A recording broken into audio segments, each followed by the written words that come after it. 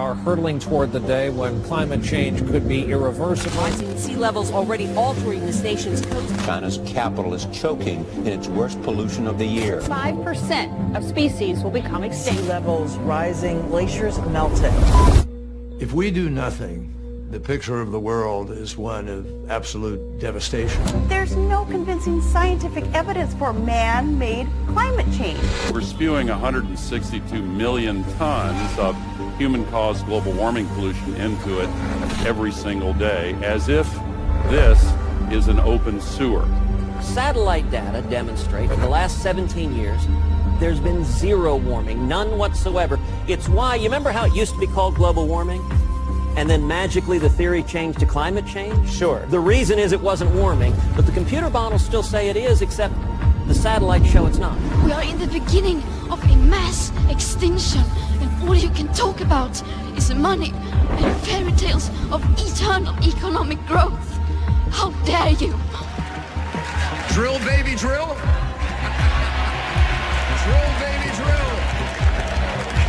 You can have the best capitalism and global capitalism in the world, but if people are dead, they're dead. It's over. Enough is enough. The world is at a breaking point. Catastrophic climate change, biosphere collapse, and a global energy crisis have been met with apathy, denial, and despair. It is going to take everything we know and love. Like clockwork, our corporate overlords present us with two untenable options. Submit to an Orwellian itinerary of energy rationing and population control, or ride the status quo into the abyss. Both sides are right, and both sides are wrong, which means both sides are missing a critical piece of the puzzle. Since the early 2000s, we have seen an increasing number of unauthorized and or unidentified aircraft or objects in military-controlled training areas and training ranges and other designated airspace. Some of them appeared to remain stationary in winds aloft, move against the wind, maneuver abruptly, or move at considerable speed without discernible means of propulsion. That's pretty intriguing. I think I would, without discernible means of propulsion, I would say that we're not aware of any adversary that can move an object without discernible means of propulsion. The phrase unidentified flying object is a deliberately obfuscating term. What it really is an alternative energy and propulsion device. This is the real reason for the secrecy. These technologies, if they were disclosed, would end fossil fuels, pollution, and poverty overnight, and usher in a new era of abundance, freedom, and peace. Instead, they have been kept secret for over 100 years. Dr. Stephen Greer, the world's leading expert on UFOs and extraterrestrial intelligence, has been advising presidents and heads of state for 30 years on the urgency of the situation. We don't have much time left.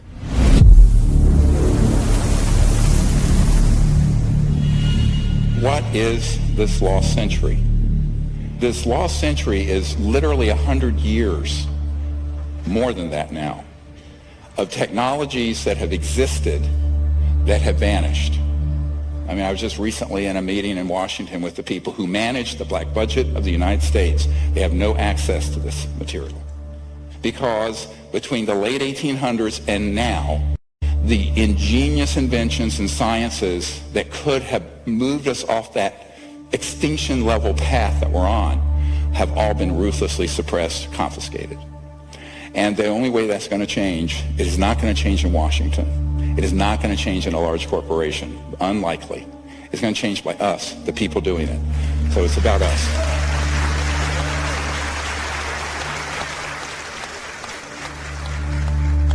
Let's look at this. You know what this is?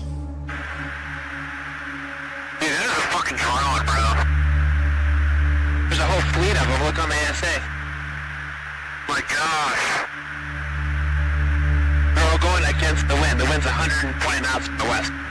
Look at that thing, dude. This is an alternative energy and propulsion device. These are things that have existed all the way back to the 60s. But the one that they call the Tic Tac here off the coast of San Diego, the white one, looked very much like this. These have been made by the Lockheed Skunk Works. And my favorite letter of all time, the head of the Lockheed Skunk Works, Ben Rich, look at the date on it, 1986. It was an answer to a letter someone wrote and says, are these UFOs man-made or extraterrestrial? And he says, many of our man-made UFOs are really unfunded opportunities, meaning if it was released for public use, it'd be an enormous industry. Every meeting I go in Washington, I said, see that thing you guys are all talking about? That's Lockheed Skunk Works. They have left us behind, and everything we see out in our world today is absolutely a construct. It's an absolute construct. The internal combustion engines are obsolete. The nuclear power plants are obsolete. The coal fire plants are obsolete. We have the wind generators, those are obsolete. The solar power, it's all obsolete. If we could follow the gravity research that the contractors and research institutions have been doing, we could see that bright future as well. So a lot of people say, well, how is this thing moving? There's no fuel on board. There's no nuclear power plant. There's no jets and no rockets. Well, way back in the 40s, Dr. Casimir, he predicted, and later it was proven in the 50s, what's called the zero-point energy field. Zero-point energy, or what Nikola Tesla called radiant energy, is the most profound and transformative gift that the quantum world offers us. The seemingly empty vacuum of space is actually a roiling sea of virtual particles fluctuating in and out of existence, and all those fluctuations require energy. If we could tap into this energy source, we would unlock a virtually unlimited reservoir of clean, free energy. Extraterrestrial spacecraft are known to harness zero-point energy. The U.S. scientists is understanding what this was. It was an energy device that used zero-point energy. That's what they referred it to as zero-point energy. And it was connected in such a manner that this device could power, from a very small flashlight or a very small watch up to a city. And power was determined by what the demand on it was. The implications of free energy go far beyond bringing monthly electric bills to zero or running a car without gasoline. Most of the cost of making anything, from growing food to building a skyscraper, is the energy of pulling raw materials out of the ground, shipping, processing, shipping again, and so on. If the cost of energy goes to zero, the cost of agriculture and manufacturing becomes negligible. Other critical solutions, like water desalination to end drought or air purification, both of which are prohibitively expensive due to energy costs, would suddenly become viable in a free energy paradigm. A new world where humans live in perfect harmony with nature is possible within our lifetimes. But this would mean the end of oil, gas, and coal, as well as the centralized power grid, and the global macroeconomic system, which will stop at nothing to protect the hundreds of trillions of dollars at stake. The consequences of keeping all this secret. We're in the process right now of doing something that I've termed planeticide, the deliberate killing of an entire planet with malice aforethought through greed and stupidity and power. All the damage we're going to see in a few minutes, totally avoidable. Every bit of it since the 1920s at least. And we can prove this.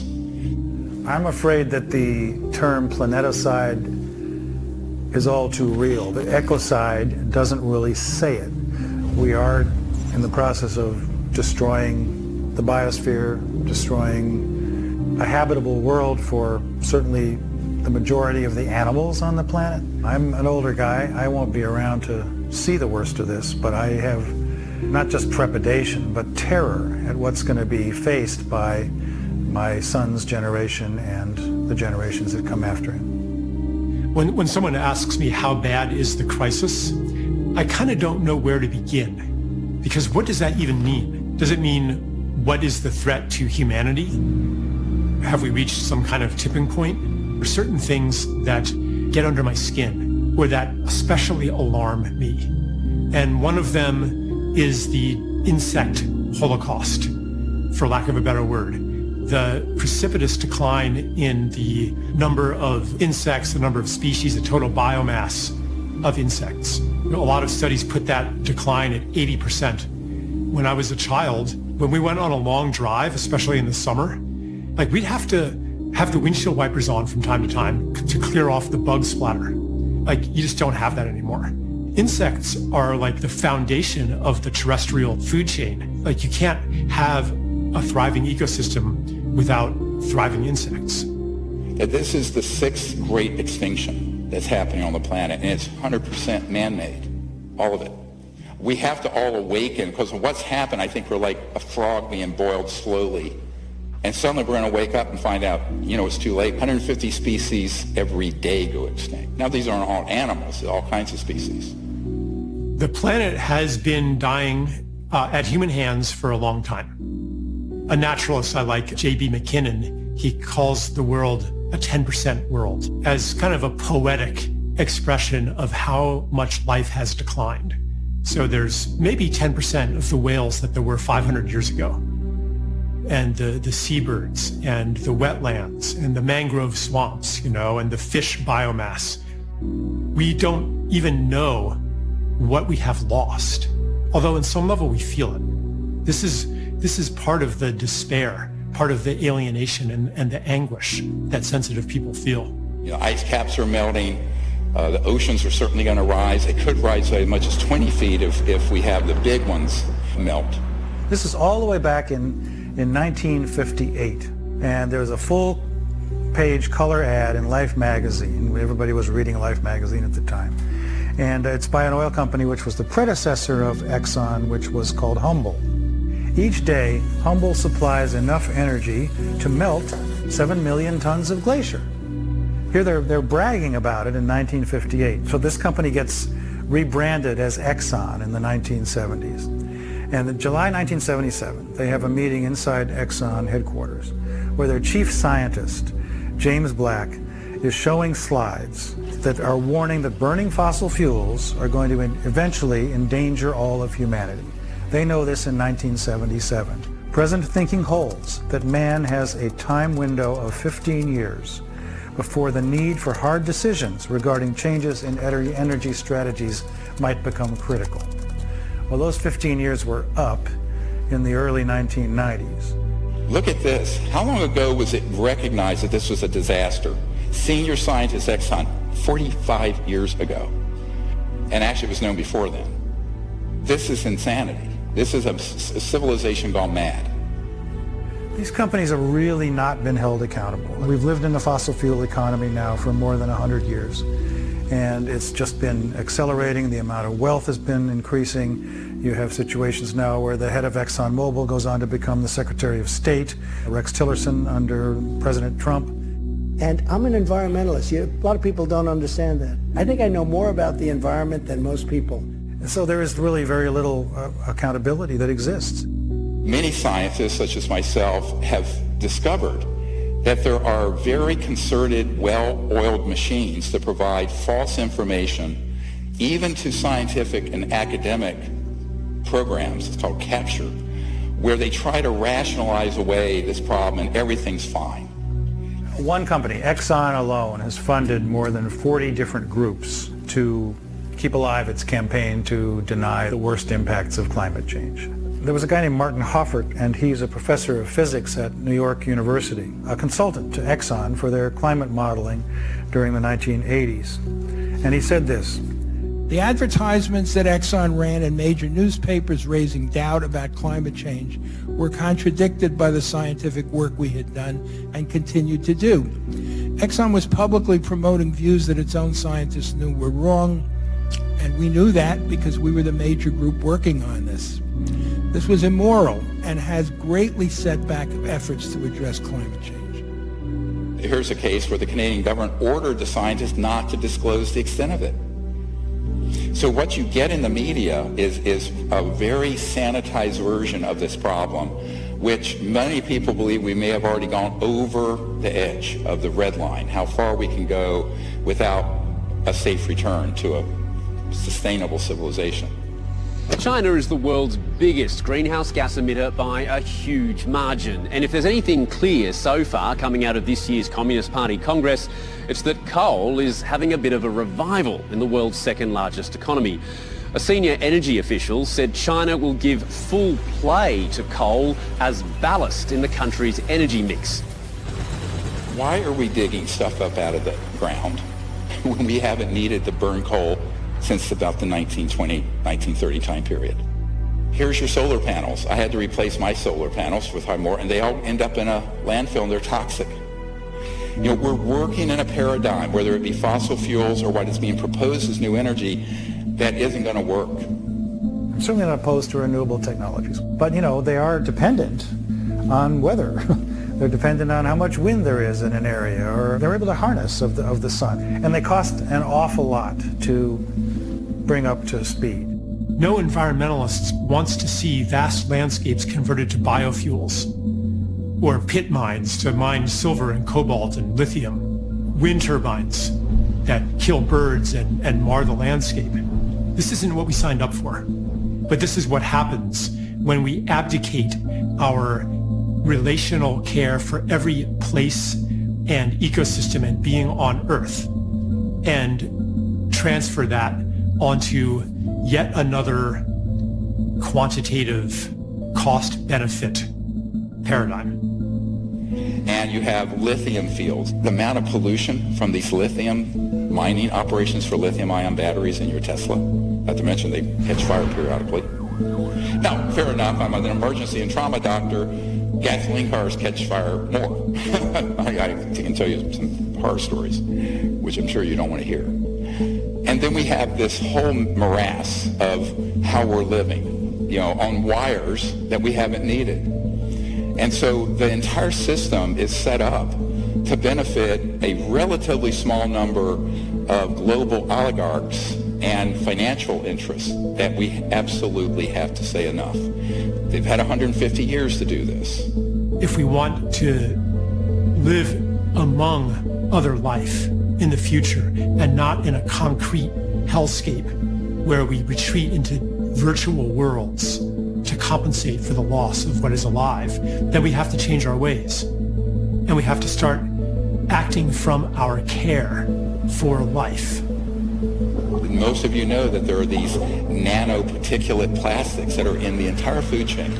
They cause cancer, they disrupt hormones, they damage your brain. And why? Well, if we had quote-unquote free energy systems from what we're going to describe as zero-point energy field, you would never have to have anything wasted because you could have 100% recycling because the cost of the energy would be zero.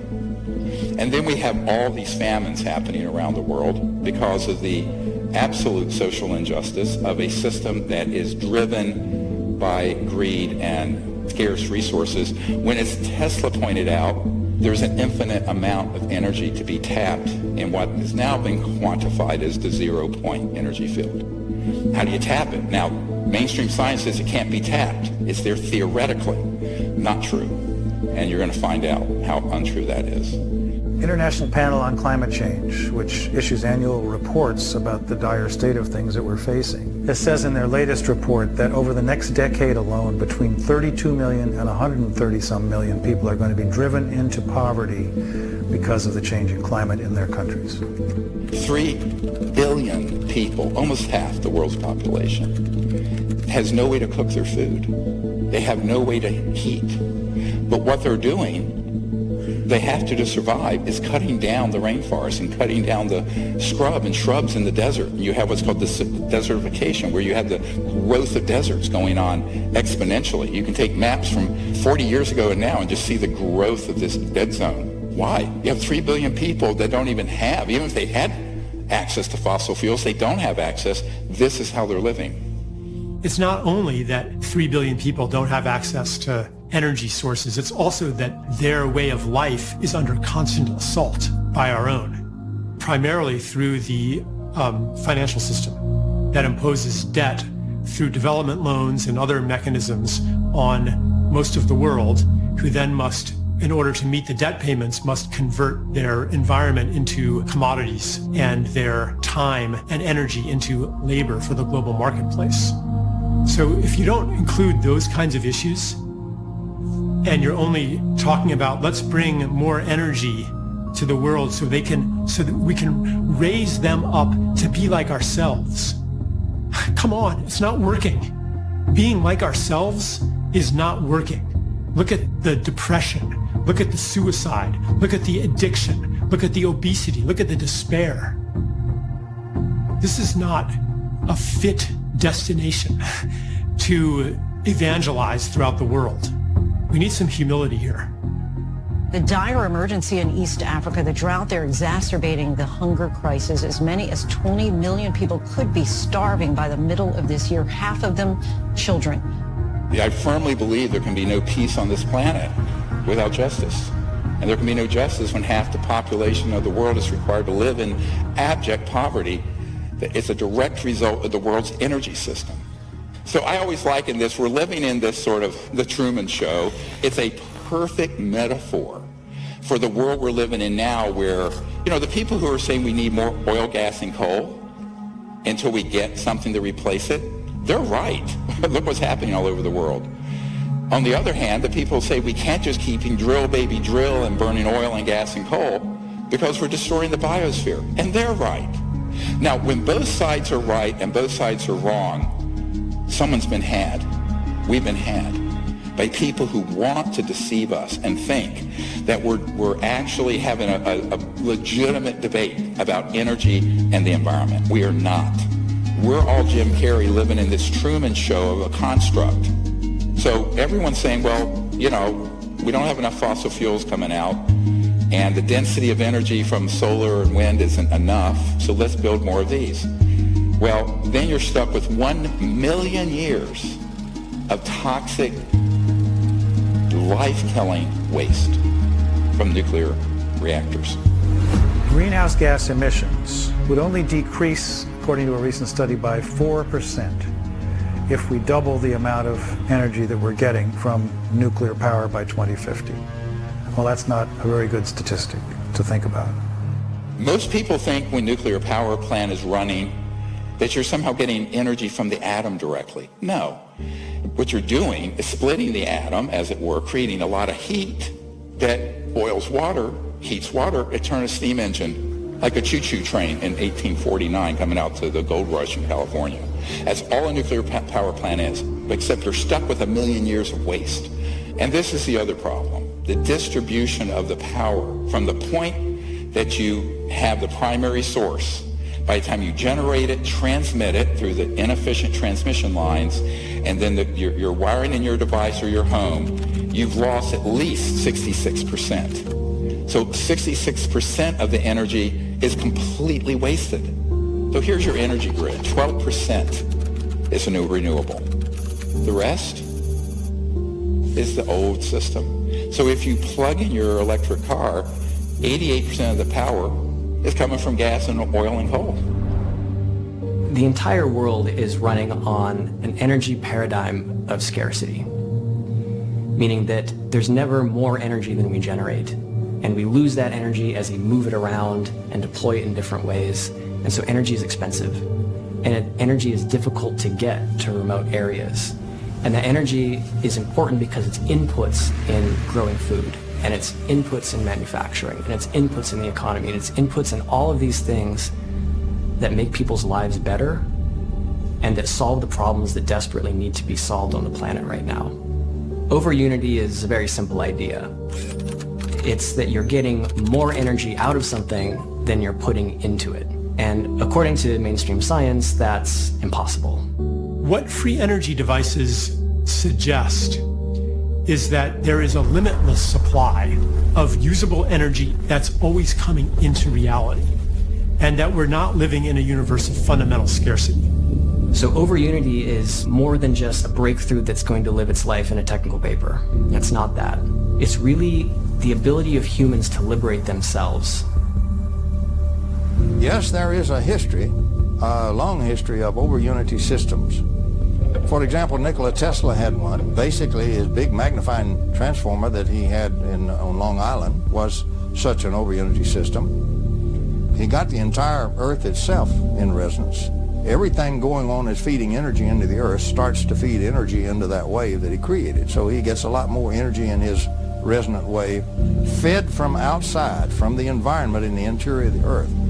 His idea was you could then put in a tap on it anywhere else on the world and extract it free. And of course, J.P. Morgan's take on that was, that's foolish. You can't put a meter on it. So that actually doomed much of Tesla's career at that point when Morgan found out that Tesla, was going to produce the energy freely.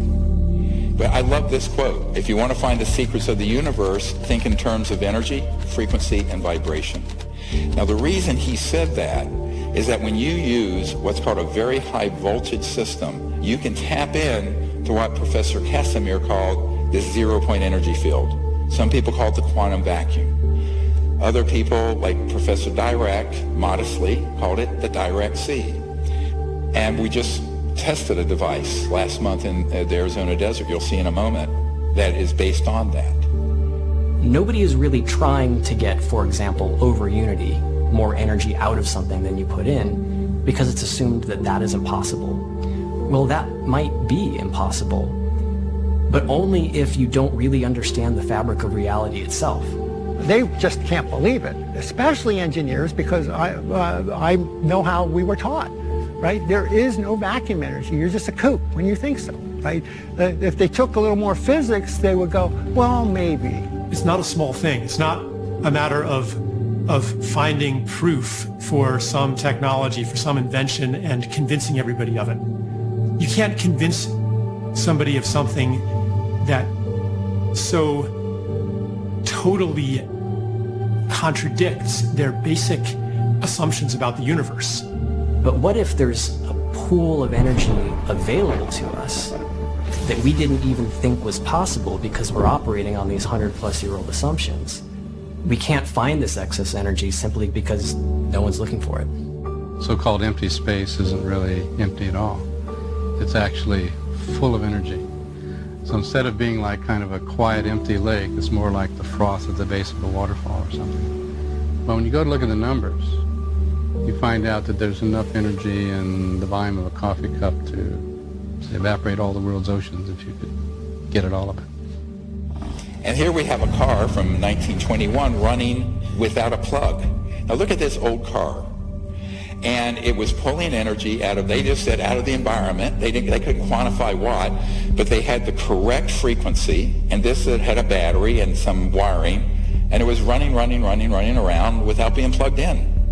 Memo to Tesla Motors, go and research this, get rid of your plug-ins. And this is one of my favorite, 1902, a farmer and engineer named Stubblefield with Tesla. He had something they called the Earth battery, or the Stubblefield battery, and it had rods going into the Earth and some wiring, and it was picking up this magnetic flux field of the planet, and he was running his farm, and Tesla was there with him. 1902. So when I say 100 years, lost century, no. I do not wish to talk about it myself, but I've been a victim of quite a bit of suppression. So has any other legitimate researcher in this area. The government is protecting the industry, the oil industry, because they're in bed together. Tremendous amounts of contributions for politicians come from these huge companies, and these huge companies have been covering up for years what we're doing to the planet. Today, we don't have so much big kingdoms. We have cartels. We have a whole set of cartels in an area, interlocking corporations, and behind this, we have a few people who are quite wealthy and who own most things. Any time we have a very powerful cartel or set of people that control a lot of things, that resists any means of changing its inflow of control and its inflow of funds and money and its power. You know, everybody's trying to be the big monkey. It's really as simple as that. Here we have all the methods. Some of these are common sense, but every one of these are ones I have encountered and investigated personally with geniuses, engineering geniuses and physics geniuses, but strategically impaired inventors. Black shelving. So someone comes along, they offer you $20 million for your device, it's a corporation, they put it on a shelf. Boom. National security orders. We're going to show you one from a man we just met with. Patent seizures. Financial entanglements from investors because they're doing their whole business and legal strategy wrong. Legal entanglements where they end up in court. Threats to the individuals. I had a guy under contract building one. All you had to do is have some thugs come in and say, you, your wife, you're dead, you stop this. And he stopped. And then scientific fraud. The more powerful the agency, the more powerful the group, the more powerful the cartel, the more they will resort not only to legal means, but to extra legal means to suppress their competition. For example, the greatest espionage in the world is industrial espionage between one corporation and another right here in America. They're the ones that hire all the spies and the spooky equipment and everything like that by far more than the intel agents do. And it's not one cartel, so there are many, many groups in energy, and each of those has become very powerful in its own area, and each one does not wish to see simple little electrical taps pulling out enormous energy from the vacuum. They would much rather see you burning a lot more oil and so forth. So there's something nefarious afoot. It kind of makes sense from, I'm threatening an oil monopoly and things like that. I said pretty early on, the problem is suppression. It wasn't really how do I make a free energy machine. It's how do I not get suppressed? Because what's the point? If you make it, you're just going to get clobbered. And then you have a really big one, media corruption. Or why doesn't everyone in the world know these things have existed? Because, as you'll see in a little bit, the media at a certain high level have operatives from the intelligence community who kill stories on demand. And then the worst, of course, wet works. It's not totally mafia type stuff. It's not like, you just flat get shot. There's some of that. The typical threat to the family, right? It's typical mafia, right? It's not just watch The Godfather, see how they work, right? There's an interesting record of people that have come up with new alternatives to the oil and gas industry who have met untimely demises. I don't know if you'd say that's true in terms of Nikola Tesla specifically, but he was hit by a taxi cab back in the early 1930s and didn't die immediately, but then died alone in a hospital room a few years later. When they found out that Tesla had passed away in the Hotel New Yorker, they came in, they had the manager of the hotel open the safe, and they took all of Tesla's papers. So here you have an actual FBI document, and the Department of Defense is demanding they turn over what they seized in 1943. Now, this used to be an urban myth. Oh, well, he had these secret inventions and papers, and the government stole it. No, it's right here. That technology and what was in those boxes, what was written in those papers, we do not know, and we may not ever know.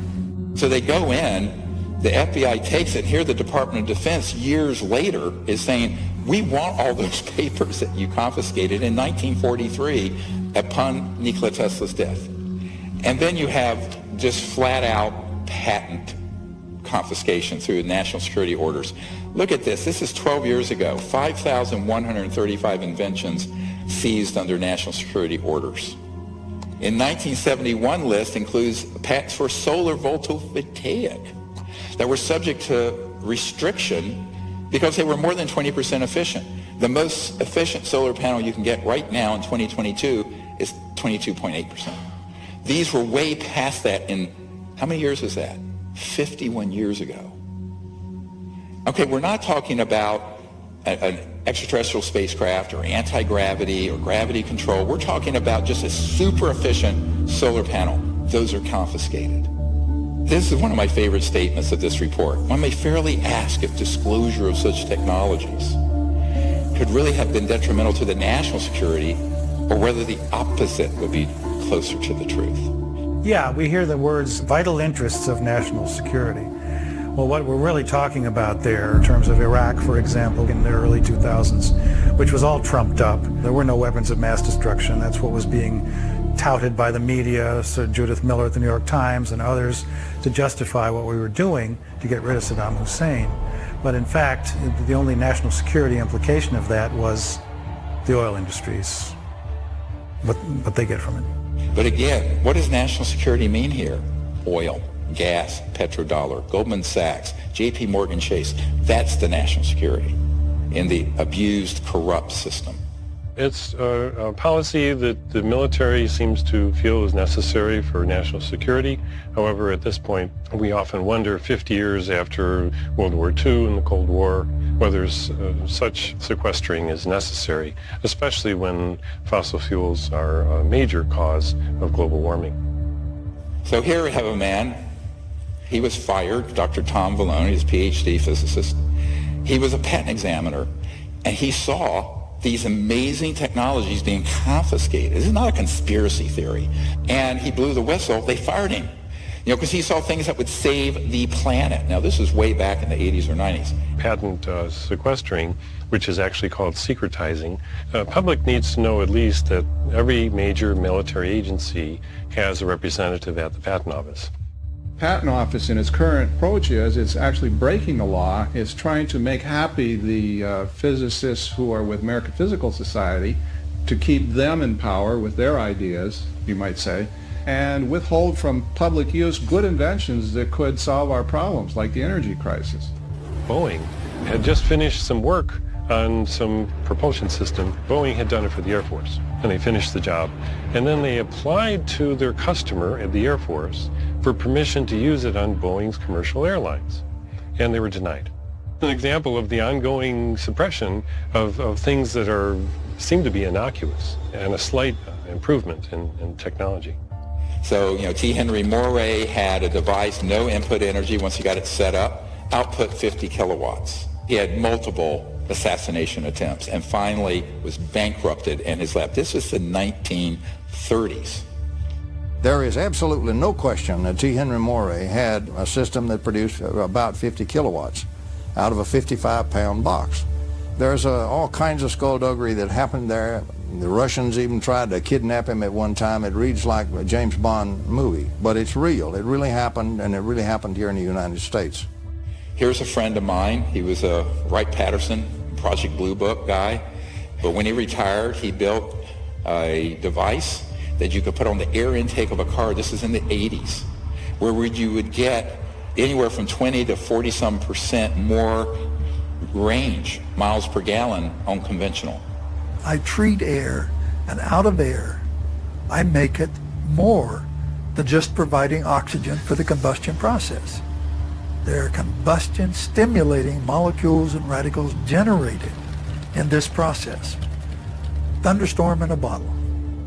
He had his lab vandalized, everything stolen, bomb threats, etc. This is a colonel who put his entire life savings into something in the 80s that would have been a game changer. But it wasn't a free energy device. It wasn't something just running out of the 0 point. It would have just gotten more efficiency and cleaned up the air. The Environmental Protection Agency is a bit of a dictatorial police agency. They call themselves a protecting agency, but they are a police agency. EPA cannot approve a fuel-saving device. They put out reams of documentation stating that something will not work. This gentleman actually took a device from a Russian immigrant and another and kind of packaged it. He didn't actually understand it that much.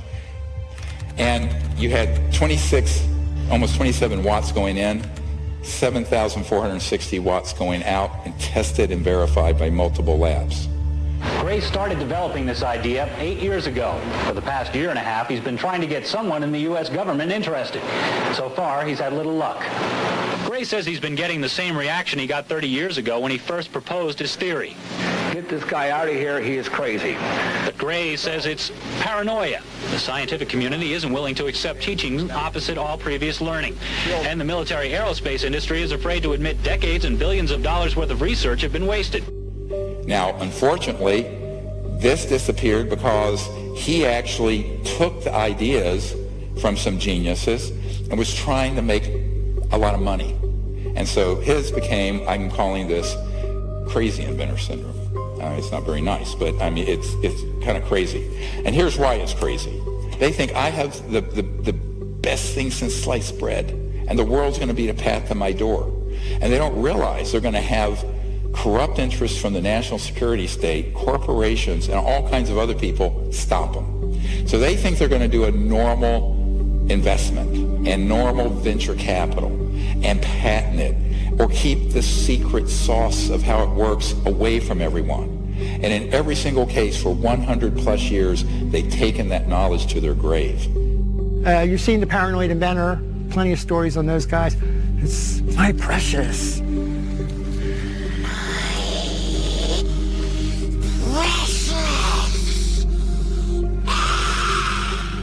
I can't share my secret. Everybody will take it from me, right? This paranoid, I have it, this is worth gazillions of dollars and everything else.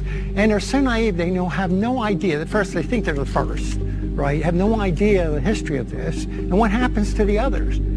So, having done that for 31 years now, I have been dealing with people with these devices since 1991. Almost all of them fall into some part of this syndrome, and it's a tragedy.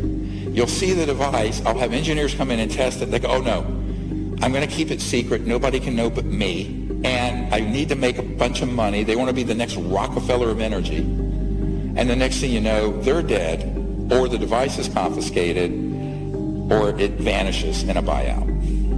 So this guy had the same problem. He had a device, they have it there, still running. But they think that no one can know this but them. They're buying into the paranoia. My answer is open source it, dump it on the internet, blockchain, or any way you can. You have no patent, no intellectual property. The whole world knows about it, and every scientific lab in the world can reproduce it. We're going to get to this strategy in a minute. That's how we go. We got to do that.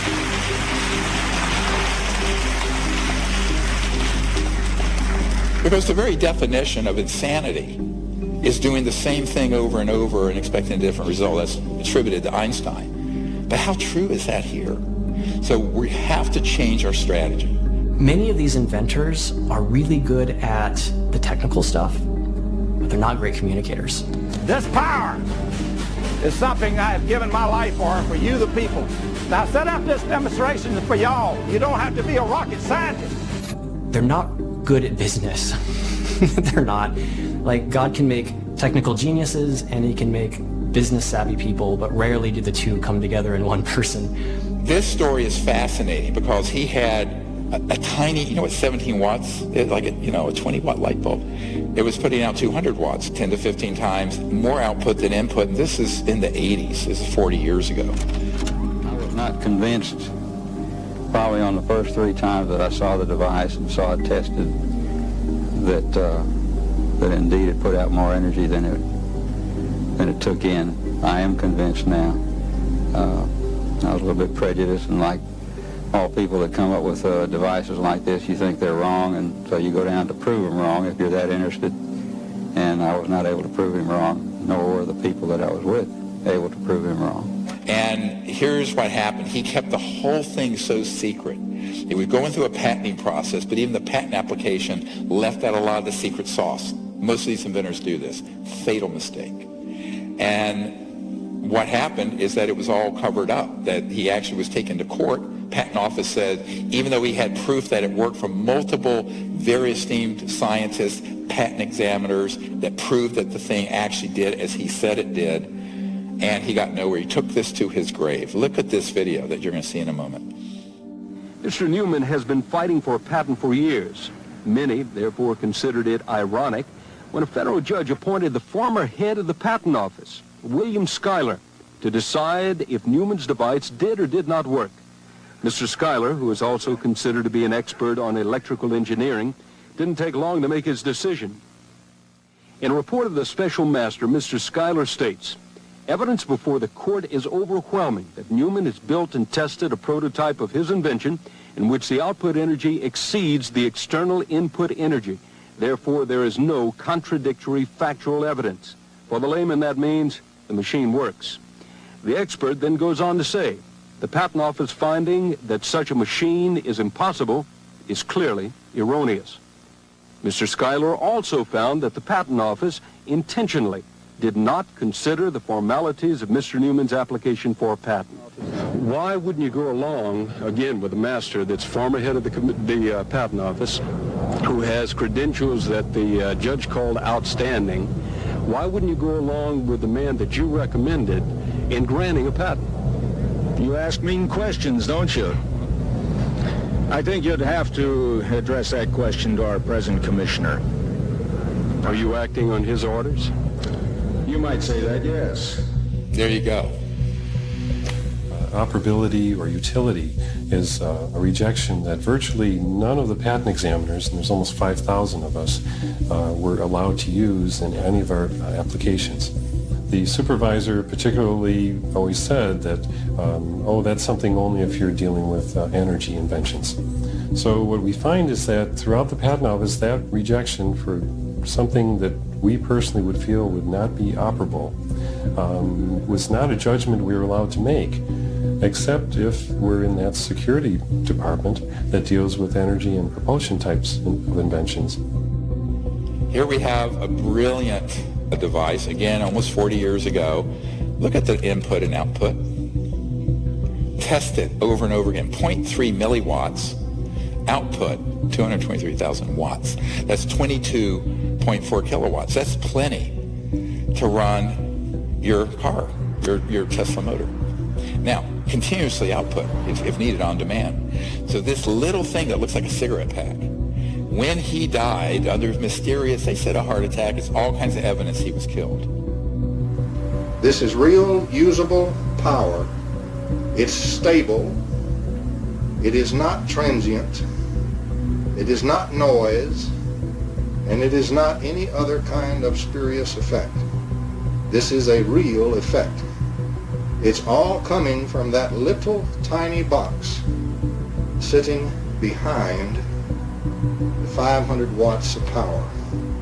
Behind the lamps, that little box is putting out all of that power, well over 500 watts, and yet it is receiving less than 1/3 of a milliwatt of input power. This is April the 30th, 1987, at about 10:30 p.m. in the home of Mr. Sparky Sweet, the inventor of the very first vacuum triode. This is a most historical occasion. I was altered when I saw it because my view was that you could be anywhere then in the universe. You could be in a cave, you could be anywhere, and you had energy. This was overwhelming to think that I could have energy and the whole world could have energy. That all of a sudden we were on an equality economically. We didn't have to worry about the energy sources. The rest of that power is coming out of the surging energy of the vacuum. And this little box that you see right here, solid state, no moving parts, is the vacuum triode that's doing this very practical and historical work. He was shot at once with a silenced rifle from about 300 yards. The only thing that saved his life was he was an old guy and very feeble. He was stumbling as he coming up the steps and he fell down. He just flat fell down on the steps, caught his foot and fell right forward. And as his head went forward, the bullet went right by where his head was. And of course, the assassin was never found. This guy called me up. He said, we really need your help. And I said, the only way you're going to do this is that you disclose it, all of it. Open source it, get it out there. I will see that we get it out to the entire scientific community. He says, no. It's Gollum, my precious. And I said, dude, you're going to take this to your grave. He took it to his grave. Yep, it's gone. This very distraught lady, who's Sparky's wife, she's saying Sparky's dead. And that she said two strange men, she called them strange men, showed up at about 5 o'clock the night before, and they stayed for a little while, and then they left. And Sparky, an hour or two later, having a cup of coffee and just killed over onto the floor, called the ambulance, and she was 75 years old.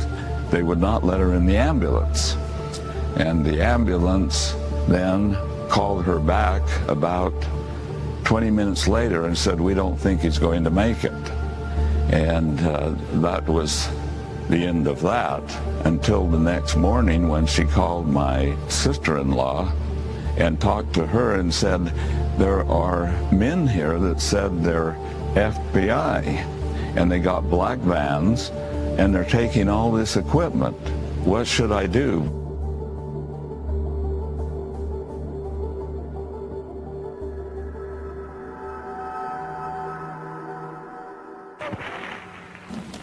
Good afternoon and welcome to this edition of Eyewitness Newsmakers. I'm your host, Doug Miller. On March the 23rd, chemists Stanley Pons and Martin Fleischmann rocked the world of science.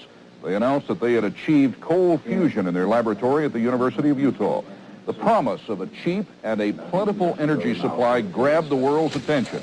It didn't put out a lot of power, but what was scary is that this is 1989. It made the, cover of all the magazines. The way they took that avenue of discovery out of the scientific world is that there were people who were paid, who were corrupted through scientific fraud at MIT. Next slide. Dr. Eugene Maloff, dear friend of mine, PhD, Harvard and MIT, brilliant man. There was a man named Eugene Maloff who it's quite possible was eliminated by the powers that be in the fossil fuel industry. He died in 2004. He was murdered that year. But Maloff was an extremely important figure in the alternative energy world, especially in terms of what's called cold fusion. And he was at MIT in the science office for education when he saw how they had changed the data on the reproducing the Pons-Fleischmann experiment. And he blew the whistle. I inadvertently was looking through some piles of paper that had been given to me in a casual manner by all these hot fusion physicists as they were trying to do their calorimetric repeat of the Pons-Fleischmann experiment. And to my utter astonishment, I can remember sitting at my desk in my study and actually seeing these two sheets of paper, one dated July 10th, 1989, and another dated July 13th, 3 days apart. The difference between July 10th and 13th was dramatic, and I was stunned. I couldn't believe what I was seeing. It looked like monkey business to me at the time, and it has turned out to be exactly that. It was a lower echelon person in the Plasma Fusion Center at MIT, one of the 16 authors of a scientific paper done under Department of Energy contract that had altered data. And that data is scientific fraud as far as I'm concerned, and many other people are concerned. And it was, it was hell on wheels. Finally get someone who brings him a 0-point device, solid state, no moving parts. And I said, Gene, we need to get this out to the public very quickly. Oh no, they want to keep it secret. I begged him and I begged him and I begged him and I begged him. He was beaten to death when he was over at his parents' home and was killed, murdered, made to look like some thugs. They were thugs, but it wasn't a random murder. And the device vanished with him. Good friend of mine, dear friend. What we really had was a threat to the scientific establishment. The threat of it even being implied as real and having monies, shall we say, being diverted from their favored programs, and that was a threat, no question. There was an actual threat of that happening.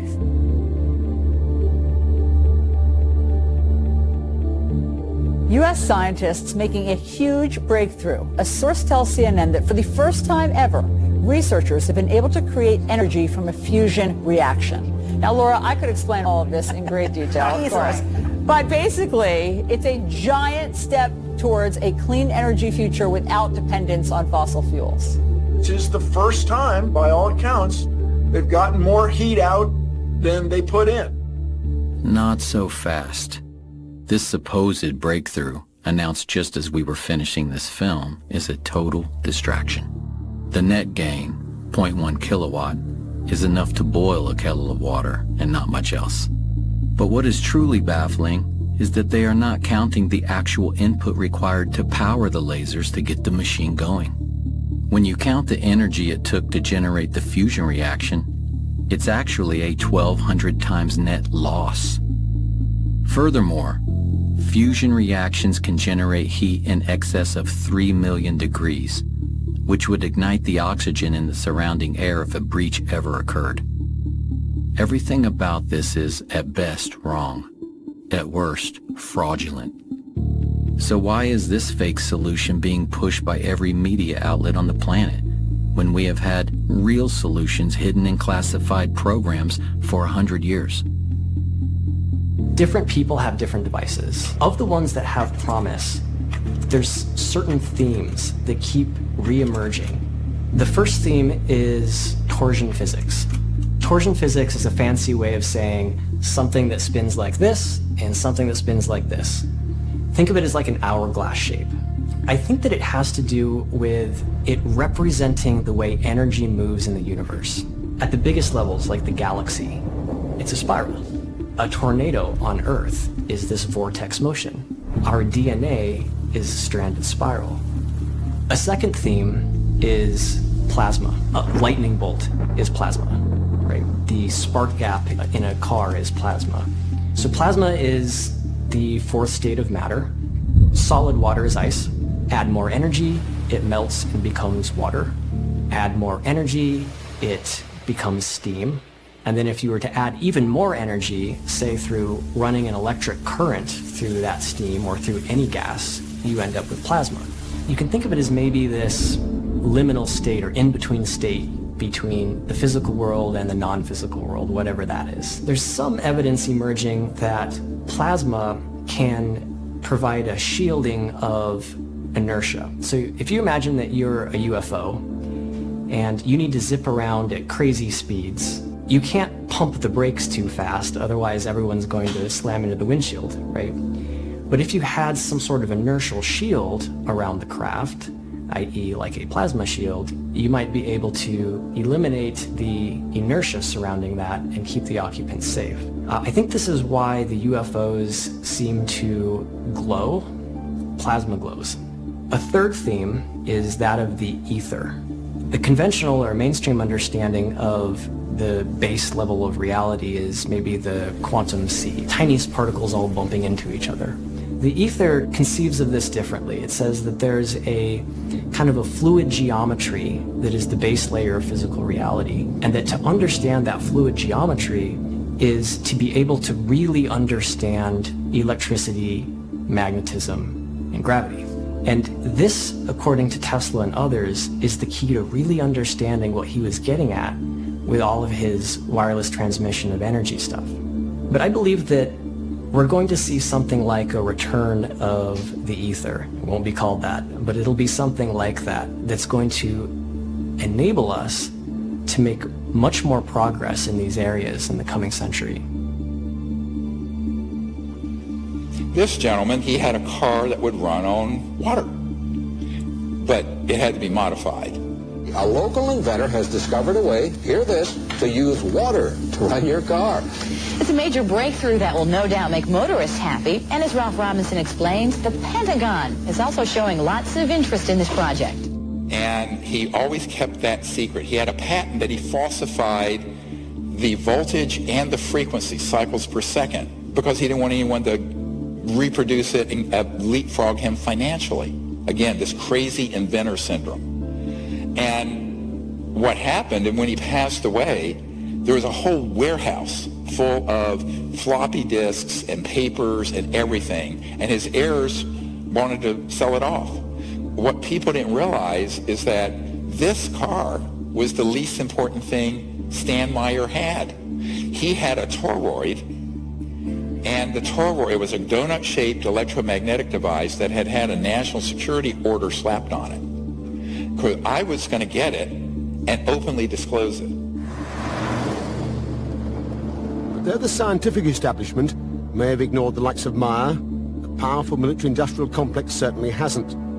Over the past 10 years, Meyer says he's been quietly approached by many influential organizations who would never admit publicly to their involvement with him. This was a disaster. If we had a few $100,000 we were going to offer, but we made it clear we were going to open source it. Well, they had a group, an engineering group from Michigan come in who had a lot more money because they had a big backer. And they were going to monetize it, keep it secret, try to repatent it, all the usual crazy ideas, which would be great if you're just developing a new software program, but not something that's going to change the world forever. Can't do it. They were working on a couple years. I get this hysterical call. He says, Dr. Greer, we need your help. We need your help. He says, they're on the run for their lives. They've been sabotaged. They've had death threats. And my advice was, forget about Gollum and be in my ring, in my precious ring. In this case, it was literally a precious ring. Just put it out there. I will help spread it. We will build these up independently, have labs tested, and you cannot put that toothpaste back in the tube. You squeeze it hard enough. He says, yes, you're right. It's probably the only way. But they think they can find a safe country to go to. I said, you're going to have to go to another star system, my friend. I literally said that. No way that's going to happen. So sure enough, I find out a few months later, I'm meeting with a high-tech guy in Orange County. That entire team was assassinated. The one survived. It was just crying like a baby in this man's office. Technology shows that we can release energy up to beyond 2.5 million barrels of oil per gallon of water and do it safely. So it gives us the ability to not only sustain and maintain the economies of the world, but also give us the abilities to handle the environmental pollution problems at the same time. This sort of encapsulates, 5 or 10 of the suppression techniques, all the way from murder to crazy inventor syndrome, falsifying your patent, trying to make money first instead of proving the science first, etc. And of course, he took this to his grave. He was poisoned and killed at a Cracker Barrel. An ignominious death, if ever I heard one. Stan Meyer's water engine points us to a deeper mystery concerning energy in our universe: microscopic ball lightning. The late physicist Ken Shoulders developed a technology called charge clusters, which are likened to ball lightning. When they are discharged, they actually tap into the zero-point energy field. This is where most of the power in Stan Meyer's device was coming from. Like Stan, Ken Shoulders faced terrible suppression. And so I met with this CEO. He says, yes, they approved a $5 million grant from DOE so we could develop this further, because one of the effects it had that they were really pursuing was putting low-level, initially, radioactive waste in these charge clusters, and it would cause isotopes that were non-radioactive to be created. What does this mean? We clean up all the radioactive waste.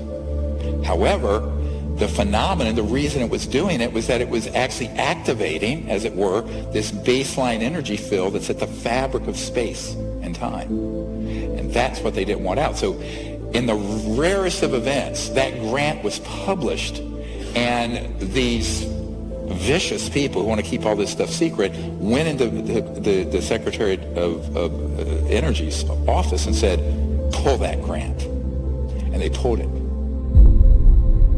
Another technology to harness the power of ball lightning is being developed by a team of engineers in Florida. They have successfully tested several prototypes that allow any internal combustion engine to run mostly on water.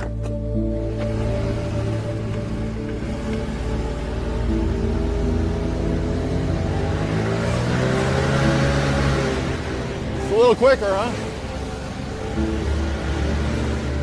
This is a phenomenal system, patented, but it runs internal combustion engines on water with a little bit of gasoline in it so you don't have to modify the engine. It won't rust. What this means is, with Stan Meyer, you really had to have a different kind of engine and spark plug and all that. This conventional spark plug engine, all of it, because it has enough of the lubricant and oil in it that it won't just freeze up the engine. And this is really what he's doing. Stan Meyer, this device, and many of the others, Ken Shoulders charge clusters, they're creating these small microscopic ball lightnings that when they discharge are tapping into that zero-point energy field and creating the motive force. Boom! That's why the concussion from the thunderclap is so huge. There's a huge amount of energy, and it's actually sourced from the vacuum energy. All the dots connected. This is what's happening, right? So we need to make the thunderclap engine. Many times breakthroughs are made because the inventor or the scientist was inspired by looking at nature. The same systems and the same mechanisms that exist in nature that you can see can also exist in the devices that you build. So by trying to mimic that, you can tap into the intelligence that nature has already shown you when it comes to being efficient with the energy transmission mechanisms. Another current technology was recently investigated by Dr. Greer and his engineering team at an undisclosed location in the Arizona desert. 1, 2, 3, 4, 5, 6 magnesium alloy specially configured plates. This thing's the size of a nice-sized shoebox. The circuitry you see on the right is a misdirect because the guy has crazy inventor syndrome and thinks he can keep it secret and make $1 trillion. You don't interfere with the big, powerful people. You don't put them out of business. They're still in business. They still have those 50-year leases on the lines and all the power transformers. You'd be able to get one of my power plants, just replace a coal-fired plant, you know. But it wouldn't be big news or anything because I'm just selling the electricity to them, okay? And then they're going to say, wow, we're making more money at this plant than we are the others. So they're going to put them around, you see? They're not going to let me in. They're going to fight me tooth and nail. But I'm going to be very sneaky about it. This thing, for 3 years, had been sitting in this near a chicken coop in his backyard out in the desert, putting out 3 kilowatts of power continuously, and we cranked it up to 5 kilowatts. No input power. And it's running off the magnetic flux of the space around it that he can tune to any place on the earth so it's correct, and boom. This thing, solid state, no moving parts. We just saw this. But he's a textbook case of making every wrong decision. Tried to patent it. Well, you'll see in a moment what happened. He ended up getting put in prison for a week. He has had sabotage, death threats, murder of people around him. Yeah, I spent 8 days in that jail. When I went before the court, the judge said, come here, Doctor. He says, read this. You sign it, you go home. You don't sign it, you go to jail. And all it was is I will not ever in my lifetime, ever, through me or anyone else, if anybody else was manufacturing these, I'll go to jail. And here's the secrecy order he was slapped with. But look at the date. 1984. It's almost 40 years ago. So you're doing the same thing, patent office. People think this is a myth. No, here's a secrecy order. See, so I don't want to go through that again. Scared my family and everybody. So now what we're going to do, we're going to be very quiet. I'm going to build my 1 megawatt. It'll take 2.5 years to build it. Because it's very complicated. I gotta acclimate it to the earth. Technologies like this and countless others will never see the light of day without a radically new strategy. Dr. Greer is preparing to launch a multi-centered, state-of-the-art research and development lab that will develop zero-point energy technology, live streaming 24/7 for security and transparency. All research results, data, and plans would be released to the world open source, freely available to the public and the scientific community. This will require broad public support to make this a reality. With this strategy, zero-point energy is achievable, but it is only half of what has been suppressed. Now we get into the really cool stuff. Look at the dates. 1919, Pakowski-Frost experiment, where they actually had high-frequency systems where things levitated, defying gravity. And then T. Townsend Brown, and he had very high-voltage systems, electrogravitic, they call it, where high voltage would cause this lift effect and would actually create, if you will, a bubble, an electromagnetic field that would allow an object to move at enormous speeds and free of the forces of gravity, what's called gravity control. An Office of Naval Research report on T. Townsend Brown's electrogravity device includes a transcript of a conversation between Major General V.E. Bertrandius and Lieutenant General H.A. Craig. Bertrandius remarks, "It sounds terribly screwy, but Friday I went down to a place called the Townsend Brown Foundation, and believe it or not, I saw a model of a flying saucer." Townsend Brown was an independent experimenter, and he actually worked on, as you can see, very large replications of saucers that he believed were vital for a different type of propulsion. The big question is, can I prove this? This I consider to be a very serious Rosetta Stone. This is Young Men magazine. The article is titled, "The G Engines Are Coming. By far the most potent source of energy is gravity. Using it as power, future aircraft will attain the speed of light." Now, in this article, they give you the names, they give you the time frame, they give you the dates, they give you the defense contractors, universities, and research centers that are actively pursuing cracking the gravity barrier. They talk about the Lear Corporation, the Sperry Rand Corporation, the Bell Aircraft Corporation, all trying desperately to crack the gravity barrier. And it's clear from the eyewitness testimony, they've done it. And then we have Michael Schratt to thank for this, great archivist and historian. And he's found these journals that date from the 50s, one 1956, where the big buzz in the aerospace industry was anti-gravity, quote unquote, the G engines, gravity engines. And this was actually in the open literature until they figured out how it really works, and it all went black. Now, where did they get the technology? This was an interesting crash retrieval. This is prior to Roswell. This is November 1946.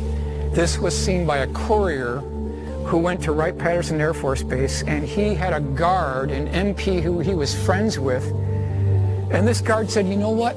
I got something I want to show you." So he brought him into this facility at Wright-Patterson Air Force Base, and there was this craft sitting there.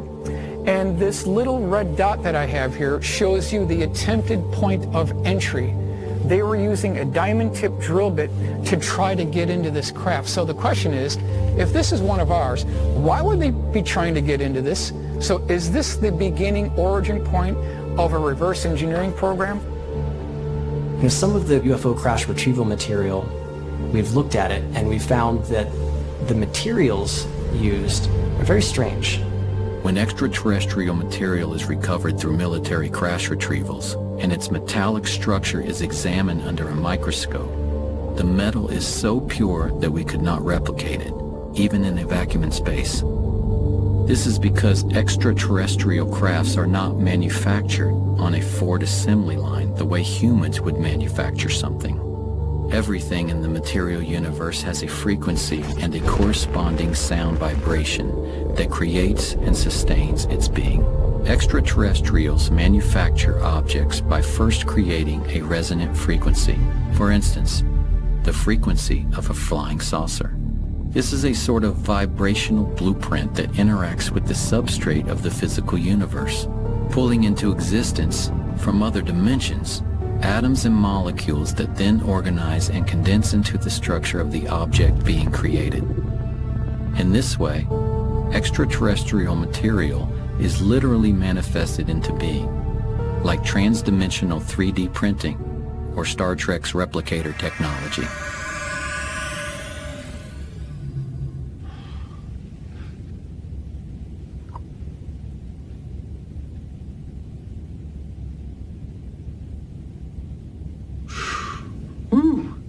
Moving on to 1963.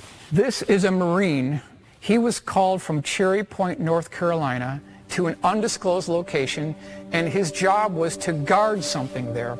And when he got to this facility, they opened up these doors, and he saw, propped up on scaffolding, this 40-foot diameter dish-shaped craft that looked like a fat hamburger.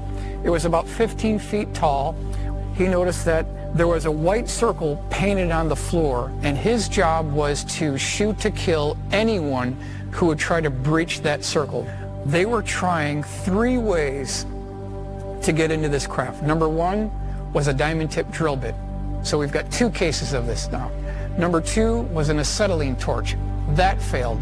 And then the final attempt was bringing in 2 18-wheeler tractor-trailer lowboy trucks that had these very high-voltage generating devices, and they were using a laser to get into this craft. In a previously unreleased interview with aerospace designer Brad Sorensen, Sorensen describes a secret air show that took place at Norton Air Force Base on November 12th of 1988. A classified military exhibit in which so-called alien reproduction vehicles were unveiled. The craft were hovering off the floor with no landing gear underneath and nothing supporting it from above. When asked where did they get these concepts from, Sorensen states, "They said they copied it." By the way, these went all through the solar system. The components, Mercury era, 1959 to 1960s, early 60s. So these were operational. When did we master gravity control, where these were being functionally built by classified projects here on Earth, not extraterrestrial? October 1954. So here we are, riding on the surface of the roads in cars belching out garbage and pollution. When I say a lost century, it really is. They were already working on these programs as early as 1948. During the Clinton administration, they were spending $100 million a day on black budget programs. The big question is, has this been integrated into the aerospace industry? And if we look at what the witnesses are reporting, they're reporting similar things across time, across dates, locations. Now this is March 23rd, 1966. This is Temple, Oklahoma. Primary eyewitness name is Eddie Laxon. He was an electrical engineer. He was working at Sheppard Air Force Base, so he's commuting to work. It's about 5:06 in the morning, and I want to stress that this is not my case. This is an actual United States Air Force Project Blue Book case, and it can be verified through Project Blue Book. So he's going to work in the morning, and all of a sudden, something is blocking the road in front of him. And he notices something that looks all the world like a tipped-over bowling pin. It's about 75 feet across. On the starboard side of the craft that you see here, there was an air stair cutout door and a man. I want to stress this was a man. This is not an alien. He was wearing 2-piece green military fatigues. He had a baseball cap with the bill turned up, and he was shining a flashlight near the bottom of the steps. Above this air stair door, there was an interesting stinger or spire that tapered back and swept back to the end of the vehicle, and at the end of this spire, there was about an 8-inch diameter sphere, and that's interesting because I keep getting reports from the eyewitnesses of spheres and balls and protrusions and prongs sticking out of these UFOs.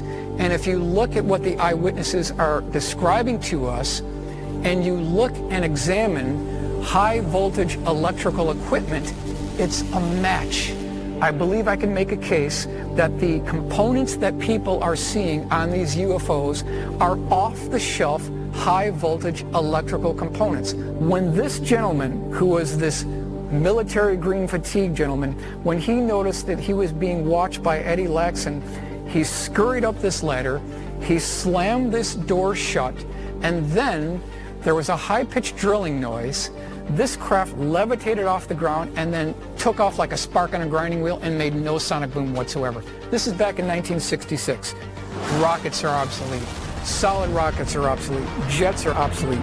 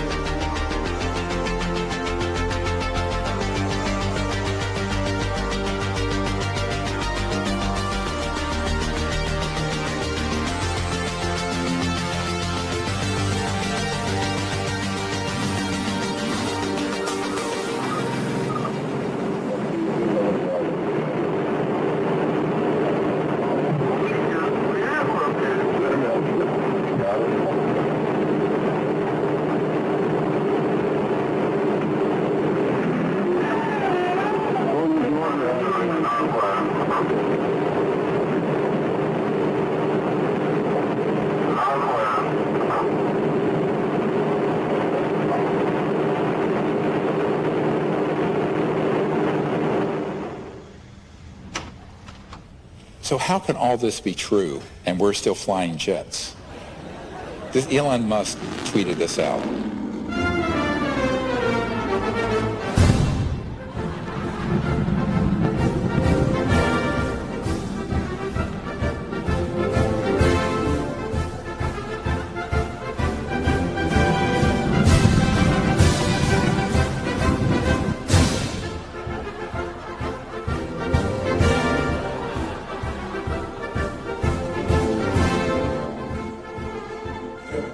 That's all very comical. It's not comical when astronauts I know have friends that died in this, the Challenger tragedy.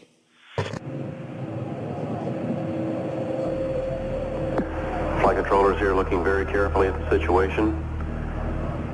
Obviously a major malfunction. We're awaiting word. They're holding their breath, just, I'm sure, as everyone else is. In the center of the fire and the smoke, you can't see any form of what was once the shuttle. Here they are, going up on a Roman candle 40 years, 50 years, 60 years after we already had gravity control. This is the biggest cover-up and scandal in the known history of the world. Full stop. We've already got the technology to do away with solid rocket boosters. We've already got the technology to take away completely liquid rockets. Why wasn't the Challenger crew briefed on this technology if we already had the breakthrough in 1954? And so then people get into, how can this be? I put this out a lot because it's a not declassified document. But you have an organization called MAGIC, M-A-J-I, Majority Intelligence Committee, and a few others that run these covert projects. They are beyond black. What do I mean? They're unacknowledged special access projects. I'm sure you also unacknowledged. But these are the projects that are off the radar even of the people who manage the black projects. So I call this beyond black. These are way off book. And this was a security alert with a distribution list back in the 90s. So I gave this some people at the Pentagon, like Admiral Wilson, who I briefed, who was the head of intelligence, Joint Chiefs of Staff, and they got inside the program. I'm doing that now for a whole new generation of people since the law was passed to get to the bottom of what UFOs are, or what they call now UAPs. Nobody calls them that. It's ridiculous.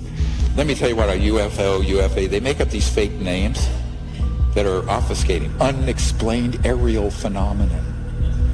Like ball lightning or something. No, it isn't. First of all, it's not unexplained. Secondly, it's not aerial. And it's not just some phenomenon.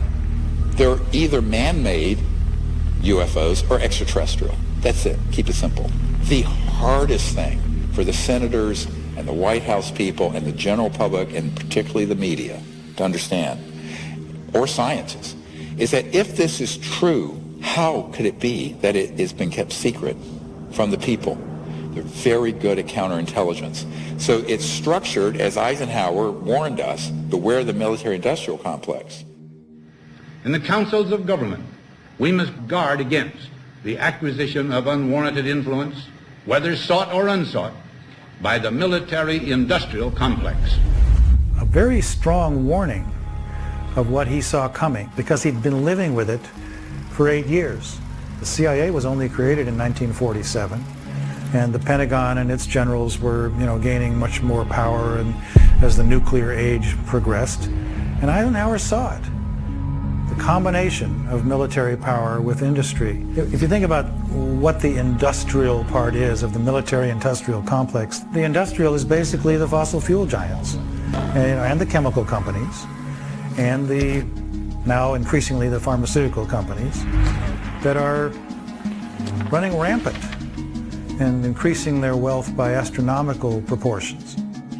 This is just the value of the raw materials. Look at these numbers, $150 trillion in oil. That's actually an underestimate now. 40 trillion in coal, $1 trillion in uranium.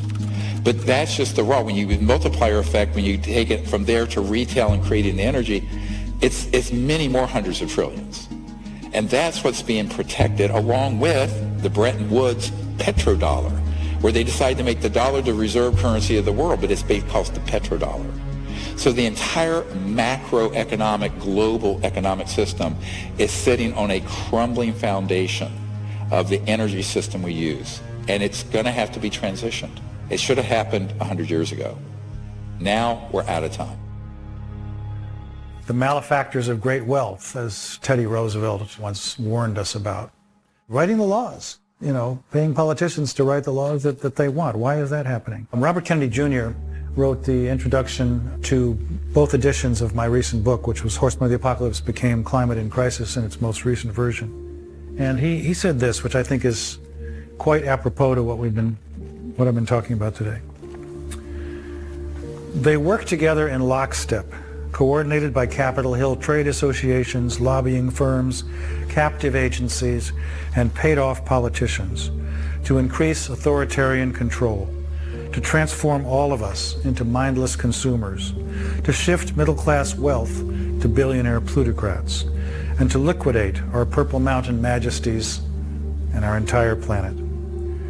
They have declared war on democracy and personal freedom. A shadowy government with its own Air Force, its own Navy, its own fundraising mechanism, and the ability to pursue its own ideas of the national interest, free from all checks and balances, and free from the law itself. So get your mind around this. There is the government, constitutional government of the United States. And then there's this other secret government operation, which has more money, more power, more technology. It is a criminal enterprise. It is not sanctioned by the president, and it is not sanctioned by Congress. And yet they're using our tax dollars and are raping the planet and destroying the earth and impoverishing half the planet. That's what we have to fix. We've got at least 109 UFO crash retrieval cases. All we need is one to be correct. And if they exploited the technology associated with these craft and procured that and put it into our aerospace industry, they have made a tremendous breakthrough in aerospace technology that I think that our Challenger astronauts should have been briefed on, our Apollo astronauts should have been briefed on, and we could have avoided all of this obsolete technology, and we could all move forward to that wonderful world and are not basically bound to these oil industries. Some people wonder why we don't know more about this. Why isn't the media telling us what's really going on? We have about 15 billionaires and 6 corporations controlling 90% of the media in the United States. We've got AT&T, Comcast, Walt Disney Company, National Amusements, that includes Viacom and CBS News, and Fox Corporation. They rely on advertising revenue, and that's going to mean they're towing a certain line. This is a CIA document. It was released. I was surprised it was released, and it says that we have relationships with every major wire service, newspaper, news weekly, and television network in the nation. In many instances, we have persuaded reporters to postpone, change, hold, or scrap stories that could have adversely affected national security interests or jeopardized sources and methods. Here's another part of your Truman Show everyone's been forced to live in. The idea that we have a free press or that we have a free market economy. Pray tell any economist in here, I challenge you, how do we have a free market if the most important scientific breakthroughs of the last 100 years have been ruthlessly confiscated, people murdered, and kept off the market? No, it's a controlled economy. It's a controlled media. It's an abomination, and it's killing the planet. There were days when I wished I had never seen free energy. The amount of pain that you wake up at 3 o'clock in the morning because you can't do anything, and you know that pollution can be cleaned up. And everyone is on the same economic basis. And because you're powering everything with the free energy, you can do really what the philosopher Joseph Campbell said. He said to seek after your bliss. And I think that free energy does it. And so what do we do? Well, the current paradigm we just went through, the new would be unlimited abundance, no poverty in 20 years. There would be no poverty on Earth in 20 years with these technologies. Universal peace, because you're not fighting over everything now. And Earth in harmony with humanity and the biosphere restored. It's important to realize that the technology that is required to heal Earth already exists and has existed for a long time. That the problem is not fundamentally technological. If we came into coherence around the goal of healing Earth, we could do it in 5 years because the capacity of life to heal is just incredible. But we're just in the way of it all the time. I mean, even look what happens if you stop paving over a parking lot. In 5 years, cracks appear. Weeds are growing out of it. In 15 years, you see chunks of pavement here and there, and trees are growing. In 50 years, you don't even know a parking lot was ever there. In order to maintain Earth in a state of ugliness and unlife requires constant effort because the power of life to live is so strong. That's what life wants to do. It wants to live. We only make 100 million cars a year. If we converted like that, which is not going to happen, all manufacturing of automobiles to these zero-point energy generators, it would take, do the math, 15 years. We barely have 15 years left. The date I've been given, 2035 to 2040, and we're done. The scale of the transition is almost unthinkable. There are an estimated 14 million kilometers of paved roads across the Earth.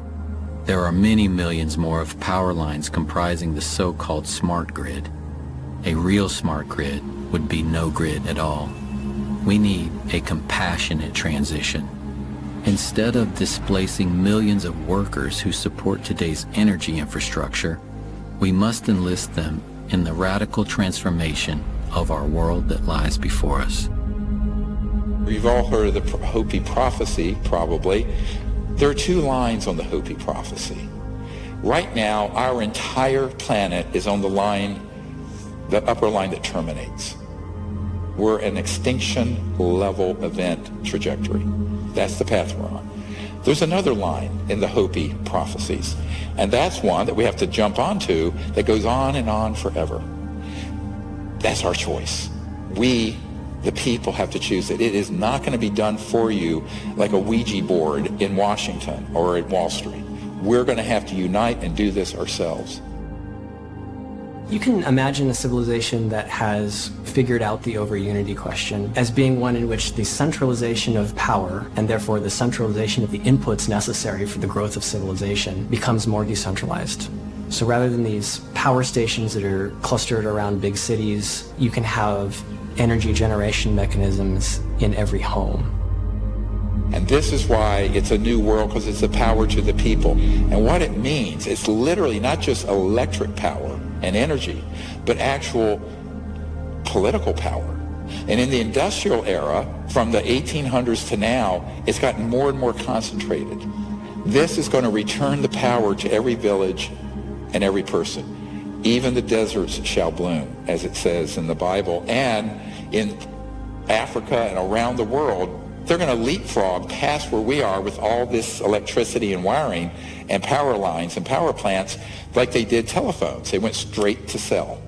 But this is a bigger leap where all over the world, all these impoverished areas, every little village and community will have its own energy generator for pulling water out of the humidity of the air. We have the technology to do that now. Why isn't it used? Because it uses a lot of electricity, which is polluting and expensive. It'll be a global village, all interconnected, but also all self-sufficient. Complete local self-sufficiency with no pollution. That's the world we could have had beginning in the 20s. 100 years later, may I suggest we accept it. It's time. We are 100 years behind where we should be right now. Why are we still pounding metal nails into boards to build houses? Why are we still loading up shipping containers on tankers and taking 2 months to get here? This is all a construct. And why I call this a time snap? A time snap is when things have gone so far off track, the only way to fix it is for the people to unite and come up with a totally different strategy where in a decade to 2 decades we make up for 100 years. It can happen. And, you know, if nothing else, humans do want to survive. But this is now a survival question for every man, woman, and child on the earth. So that's why we have to do this. We have to remember also that the capacity for life to heal is almost unlimited. And we see this already with people who are restoring ecosystems and regenerating farmland. You know, even in a few years, miracles happen. You know, springs that had been dead for generations come back to life. Species that hadn't been seen in the area seemingly magically reappear. And so we can't forget that. We can't succumb to a despair that is founded in our distrust of the power of life itself, which again is part of the origin of our current condition. Visualize your house off the grid, clean energy, no wiring. Why? Because every device, whether it's this size device or your refrigerator, will have a small solid state quantum vacuum 0-point energy device in it, running it. So there's no electromagnetic fields running through your house because you don't need wiring. Think what that'll do to construction costs and the simplicity of it. And here we are in the Sahara Desert, and you want to grow food? You create a biosphere dome. It's run on free, clean energy, as we've demonstrated. You're growing oranges. You can grow crops. You can have different zones in it for different temperature and humidity control. So anywhere on the planet that you need to have foods, it could be done under controlled circumstances, digitally automated, but with no cost for the energy and the water, virtually none. What that means is the food scarcity and starvation we're facing, that goes away very quickly in a 20-year period. Here's your typical street in your neighborhood, anywhere in the world. And as we bring these technologies out, the grid comes down. We don't need it anymore. When there's a snowstorm or hurricane or whatever, you don't lose power because you're not dependent on a grid that's going to be torn down by ice and snow and wind. You don't need wires. All these wires, it's a clutter of wires. You don't need them because every device will have its own source of energy. This could have been done decades ago.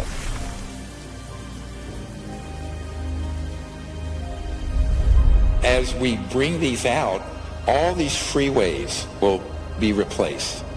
All the lines and power lines will go away. We can float above the surface. And in every city in the world, we're going to see this transformation, every village in the world. And then we have these cities, you know, eventually where you're just floating, they're guided pathways, you know, the ground is pristine, and then we're going out into space. So everyone remember where our destiny is. Our destiny is not just Earth, it's the whole cosmos. How is that going to be possible? The only way we're allowed to go outside our solar system is if we become a peaceful civilization.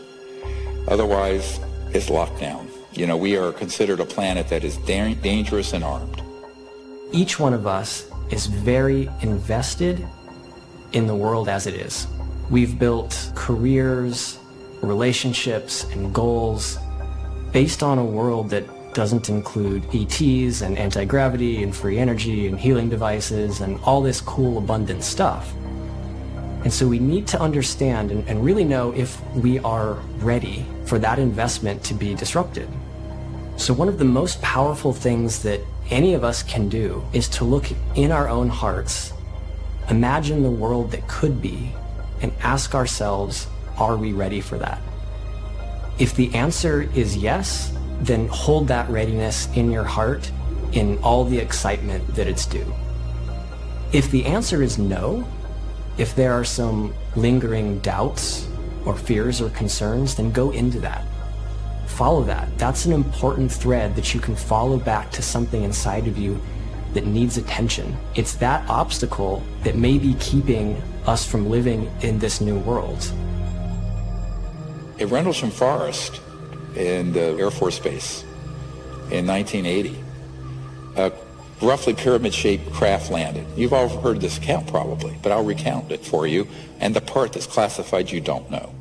There were these kind of luminous beings that literally teleported, floated outside this black pyramid and communicated with these Air Force officers. And the ET said, "We are your descendants who have become interstellar, but we are from 500,000 years in the future. And we are now here." They basically materialized, time traveled to 1980 because this was a covert nuclear weapons facility that, if that had been disclosed, could have triggered World War III. And saying, you've got to stop doing this. If you stay on this path, we, your children's children's children's children, 20,000 years into the future, we won't exist.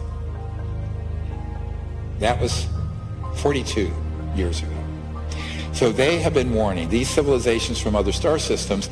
Some of them are our descendants, not all, but some are. The key thing to remember here is that the fact that that happened is a message of great hope. It means that there is a chance, a good chance, if we reach into our higher consciousness and we go forward with a strategy that isn't based on materialism and greed. This is a massive undertaking, my friends, but I'm convinced we can do it, but we have to completely rethink how we live, how we act, and the whole business model of what we're doing. And if we do that, here's the world we're going to have. We will be remembered as the generation that pulled ourselves off the extinction line of the Hopi prophecy and moved on to the one that goes on forever.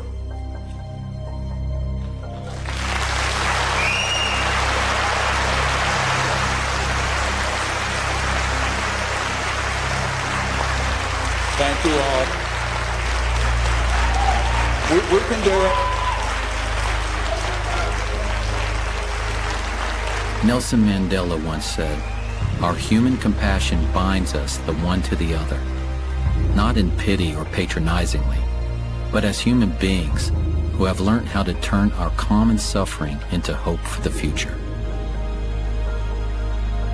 We have every reason to have hope. The solutions already exist. If we come together as one human family, we can reclaim our lost century. I wanna be free, so free, like a feather blowing through the breeze, like a bird in a tree, like a dolphin in the sea. I wanna fly high, so high, like an eagle in the sky.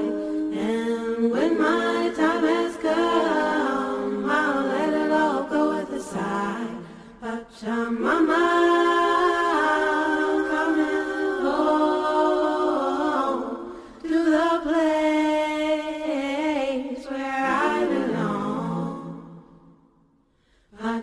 Mama,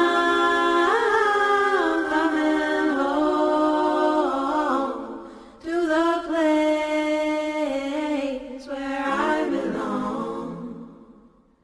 I wanna be free, be me, be the only being that I see. Not to rise and not to fall, be at one with love and all. There is no high, no low, except inside your heart, and be just who you are. Pachamama, home to the place where I belong. Pachamama.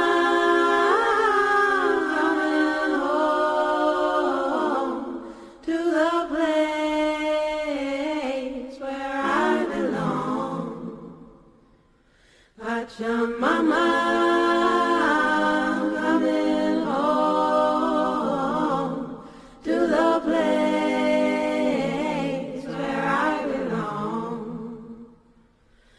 Pachamama.